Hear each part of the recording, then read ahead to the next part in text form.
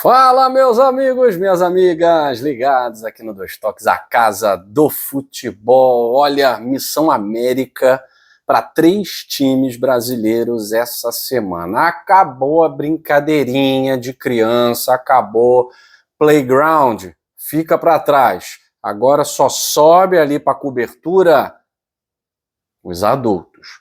Brincadeira de gente grande agora, né? Vamos para Missão América, Botafogo, Bahia e Flamengo. O Flamengo disputa aí o primeiro jogo da final da Recopa Sul-Americana contra o Lanús da Argentina, mas quem tá com muita moral é o Bahia, né? O Bahia é o único time da Série A invicto na temporada. Bahia tirando muita onda. No Campeonato Brasileiro, Campeonato Baiano, Bahia vai tranquilo, né? Nada de braçada. E na Libertadores vai enfrentar o O'Higgins do Chile. Quem tem a missão mais complicada é o Botafogo, que dos 3 vive o seu momento pior, né? Na temporada, 25 derrotas consecutivas, vai enfrentar um Nacional Potosí a 4.000 metros de altitude. É claro que tem seus trunfos, né? A gente vai falar sobre isso. Você que está ligado aqui no Dois Toques, a casa do futebol, deixa o seu like, se inscreva, somos mais de 51 mil inscritos aqui no nosso canal. 2 anos falando muito de bola, dos bastidores do mundo da bola, prestigiando o seu time do coração. Então não deixa de seguir a gente aqui no Dois Toques, a casa do futebol. Vou começar falando do Flamengo, né? Que tem mais um dia de descanso para enfrentar o Lanús da Argentina.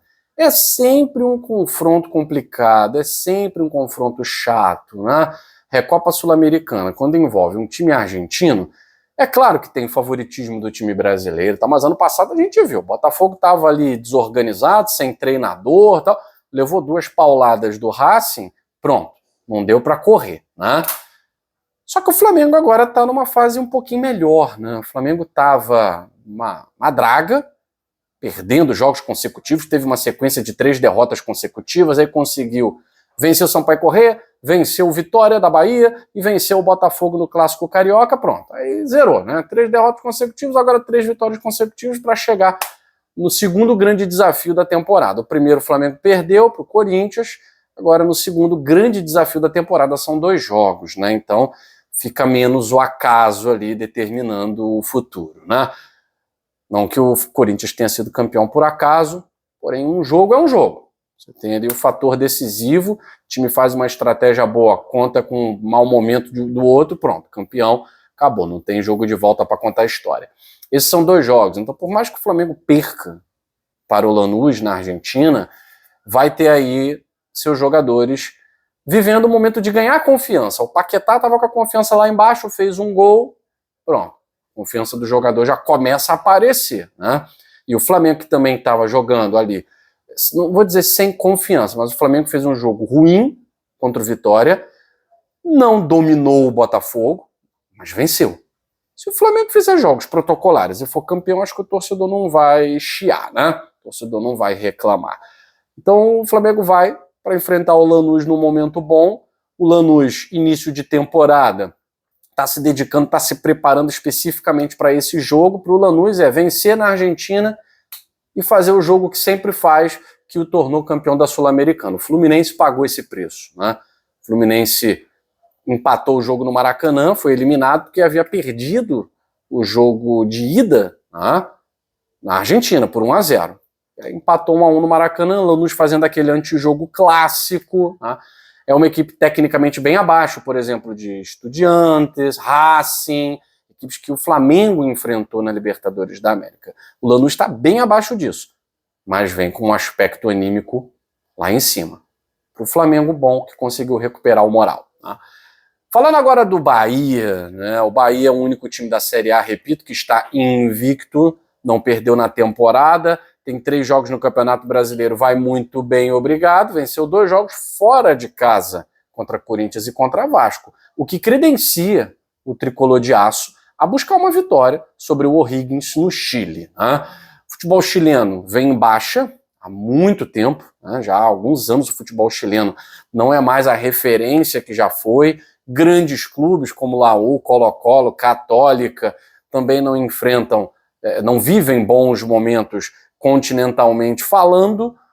E o O'Higgins pode ser um representante do Chile, duvido muito, né? Uma equipe também muito frágil, muito frágil. O'Higgins vai jogar no seu estádio, que é um estádio emblemático, né? Falando aí de Copa do Mundo, de 1962, né? O estádio do O'Higgins. Também há outras equipes que já jogaram. Eu fui assistir em loco um jogo da Sul-Americana no estádio do O'Higgins, né? Mas é um estádio que, apesar de invocar uma questão histórica fantástica, Garrincha jogou lá, né? Garrincha deu seus dribles lá. O time do O'Higgins não invoca muita coisa, não. Então acho que o Bahia vai atropelar nos 2 jogos, inclusive tem time para isso. O grande desafio da missão América dos times brasileiros é a do Botafogo. Nem vou dizer o fator anímico, né, que o Botafogo vem aí de 3 derrotas em jogos importantes, né, 2 pelo Brasileirão e a eliminação do Cariocão, mas nesse pacote tem 2 derrotas aí com time reserva e outro com sub-20.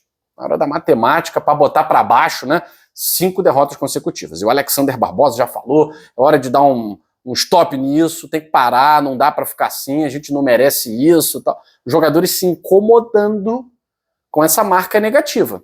O Botafogo que vinha com 3 vitórias consecutivas no início de temporada, um 4-0 sobre o Cruzeiro.